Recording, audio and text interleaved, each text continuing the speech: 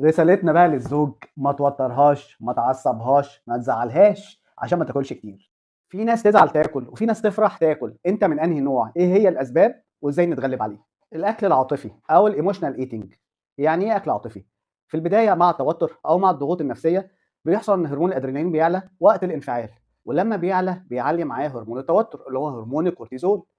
هرمون الكورتيزول لما بيعلى بيؤدي لزياده في هرمون الانسولين، وده طبعا معروف. هرمون الانسولين المسؤول عن رفع مستوى الانسولين في الدم، اللي بالتالي بيعمل رغبه غير عاديه في الاكل، ولو ما اكلتش هيحصل لي هبوط فبضطر اروح اجري اكل. ده كان على مستوى موضوع الهرمونات. اما على مستوى الحاله النفسيه فدي وسيله الست بتهرب بيها عشان تخرج من الحاله النفسيه او الشعوريه السلبيه للجوء للاكل عشان تخرج بره انفعالاتها وبتطلع غضبها في اي حاجه تلاقيها تاكلها.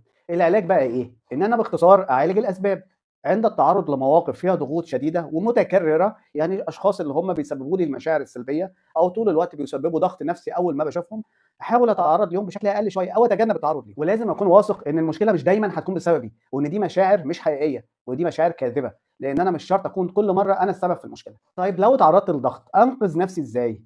مبدئيا كده ممكن ادخل اخد شاور، وبعد الشاور هكلم حد انا واثق فيه او بحبه او بيقدم لي دعم نفسي، وده بدل ما الجا للاكل. اقلل من تواجد الحاجات اللي انا طول الوقت بدور وايديا بتسرح عليها، زي الشيبسي والاندومي والحلويات والكيكس والشوكولاتات.